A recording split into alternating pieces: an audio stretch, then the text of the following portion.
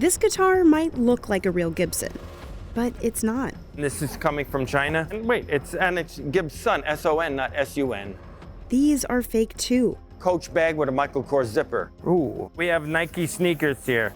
They're a part of a huge counterfeit industry, worth over $1 trillion. And since these fakes come through the mail, Customs and Border Protection officers are tasked with seizing them.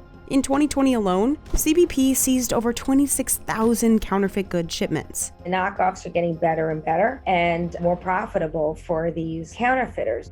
Not only are these fake products dangerous for consumers, they've had cadmium, arsenic, lead, and cyanide inside makeup, and it's disfigured people. Perfume has had horse urine in it. Profits of counterfeits are known to fund criminal activity, including attacks and bombings. People think it's a victimless crime. Oh, what's the harm? I'm just buying this pocketbook. What could it do? It does a lot, because the problem is where the money is going. And as everything is now sold online, buying counterfeit goods is getting easier, but stopping them is much harder. It's like whack-a-mole. They come up, you go after them, they come down, they go up again. And here we have a counterfeit watch. That's Customs Officer Steve Nethersole. He's America's first line of defense against counterfeits. I've had many million-dollar watch seizures. We visited him at JFK to learn how he's spotting and stopping fakes, all while the counterfeit market is surging. Counterfeit goods are anything that infringes on a company's intellectual property rights, or IPR. Think fake Air Jordans, Rolexes, or Louis Vuitton purses. And because these products are trademarked, counterfeiting them is illegal. You can just be guaranteed that your product is going to get counterfeit. It's just a matter of time. Half of the counterfeit goods CBP seized in 2019 came through the mail from China, followed by Hong Kong and Singapore. Before a package ever lands in the US, CBP gathers intelligence on the sender, container, and aircraft. Using this intel and X-ray machines, CBP narrows down 1 million packages into the ones that'll get pulled for further inspection. Those suspicious packages will go straight to Steve. He'll start by looking at the box. Well, I'm looking because I don't have my glasses on, so I'm cheating. The first, when it comes in, is the country of origin. Louis Vuitton, they're coming from France. The watch is coming from Switzerland. When it's coming from China, bing, that's your #1 red flag. Then you look at the dilapidated boxes. Then he'll open up the package. And this is from a familiar sender that sends counterfeit items, possibly footwear. Ooh, we have Nike sneakers here. This is obviously to save space, but this is not traditional of the manufacturer to crush all these items. We try and take care when we open it up so that if it is something that's legitimate, we'll tape it up and put it back the way it originally was. But that's rare. More than likely, what he finds is fake. The most common counterfeited handbag is Louis Vuitton. The most counterfeited sneaker is Nike Air Jordans. Here we have a Rolex watch. But how does he know they're counterfeits? Well, brands train Steve on the telltale signs to spot a fake. They'll sometimes send a kit, and the kit will include a genuine product. It will include a kind of a hit list as to what to look for. Most of the hit list is kept top secret to protect the brand against counterfeiters. But Steve could share a few things. Rolex would never put their watches in little Ziploc bags. They don't put these inside it, the silica gel. Rolex does not send to individuals in the United States. They only send to their retail stores. I have another package here. This one's coming from Thailand. We have an assortment of items here. We have Chanel eyewear, we have Gucci eyewear, watches, jewelry, Louis Vuitton pouch. High-end manufacturers like this never commingle their products. In other words, a Gucci inside a Fendi or a Louis Vuitton, these people will stuff watches, a wallet inside a handbag. They don't put any of this in it, the filler inside it. And their items wouldn't come in bubble wrap like this. Some of the counterfeits are obvious. Here we have a Burberry coat, and it says Burbelli mistakenly on the button. But some aren't as easy to spot. The quality is getting better. Sometimes these factories, especially in China, it's the same factory that's making the good for the brand owner is also making the counterfeits. And that's a real problem for the luxury brand owners. Sometimes the brands themselves can't even tell the difference. Some of the counterfeits are that good. I've never seen one like this before, so of course I'm going to be delicate with it. The packaging and the brand doesn't look like the normal counterfeit that we normally see. It's coming from Israel. What is the country of manufacture for Paul Reed Smith? Seoul, South Korea. Israel is not a manufacturer. There are a lot of red flags. It's like half and half. It's got model code serial number, UPC number. But for the country that it's coming from is the thing that's throwing me off. So I'm going to put it over here on hold, and it'll be determined later on. But in order for Steve to seize anything, there has to be a trademark on that product. Let's see what we got in here. Shirts. Yes, it's all Suzuki shirts. Suzuki has motorcycle and car trademark, but not on apparel. So this will end up being released. But whether it's a copycat of a product that's trademarked or not, counterfeits can be dangerous.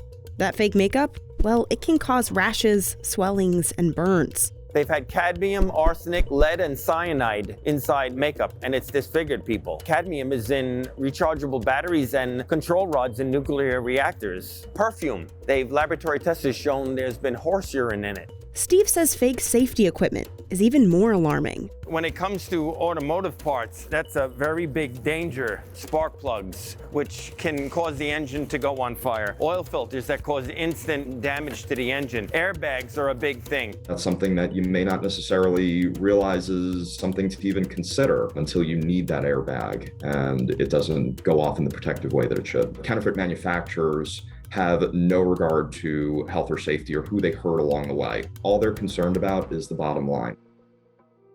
Many studies have shown that counterfeiting is one way criminal organizations fund themselves. The accused group in the 2004 Madrid train bombing sold fake CDs to partially finance their attacks. For the 1993 World Trade Center bombing, co-conspirators in that sold counterfeit t-shirts on Broadway to fund that.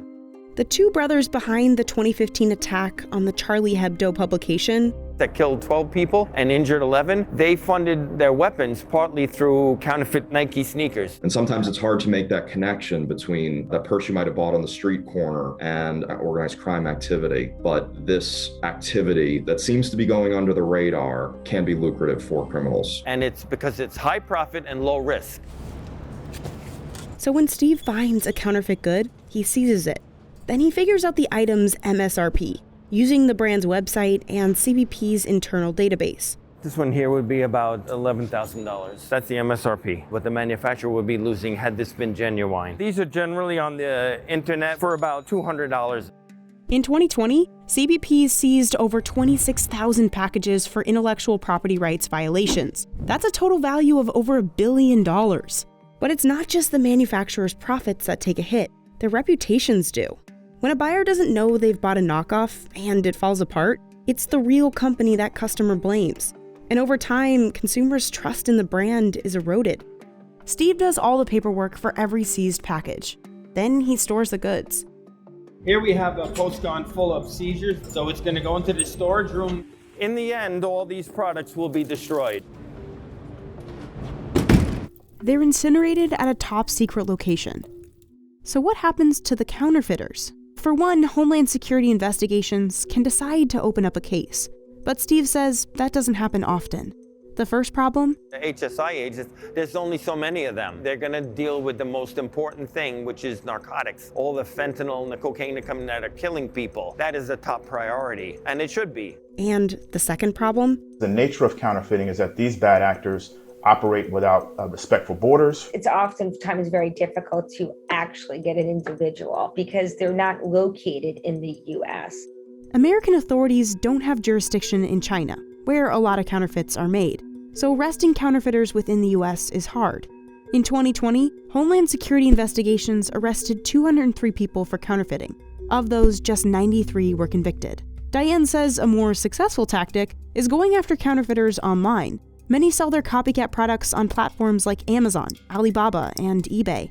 To fight the fakes, online retailers have launched anti-counterfeiting measures. A lot of these marketplaces are really working with brand owners. We do not want to be a place where a customer purchases an item that ultimately could impact their health and safety. Amazon's program is called Project Zero. When companies register for Amazon, they give information on their brands, trademarks, and listings. Using this data, Amazon's algorithm scans 5 billion products a day for signs of counterfeiting. It looks for things like blurry product photos, copycat product descriptions, payment information. We look at price point. We look at reviews. And if a listing turns out to be a counterfeit, Amazon will suspend the account. In 2019, Amazon blocked 6 billion suspected bad listings on its site.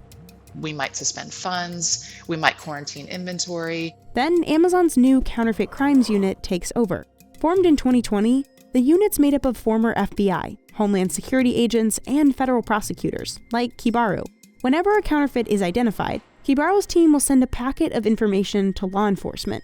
This information can consist of IP addresses, banking information, email addresses that help us identify the person behind the computer. And to skirt the jurisdiction problem, the unit sends data to agencies all over the world. To Europol, Canadian law enforcement, we partner and work with law enforcement on the ground in China. Local law enforcement does react when a brand owner comes to them and wants to do a raid. And I've been involved in quite a few of them where they're really successful.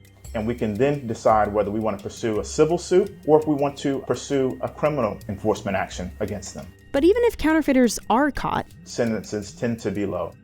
For counterfeiting, offenders could face 10 years in prison. Compare that to, say, drug trafficking, where punishment can range from 20 years to life in prison, all the way up to a death sentence. And counterfeiters are getting creative and making their products seem legitimate, from creating fake Amazon listings to flooding the US Trademark Office with phony applications. It is frustrating that it doesn't stop, that every day there's new infringements that we uncover for clients. And it's all led to a surging industry for counterfeits. Today, it makes up 3.3% of global trade. When counterfeits are being sold, oftentimes taxes aren't being paid for those goods, and they in turn can impact economies as well. By 2022, the counterfeits industry is expected to suck $4.2 trillion from the global economy, and it could endanger over 5 million legitimate jobs. Because we're dealing with a moving target, it's a challenging crime problem to address. It grows every day, and it's because of consumer demand. People need to be educated more about the dangers. And the old saying, if it seems too good to be true, it probably is.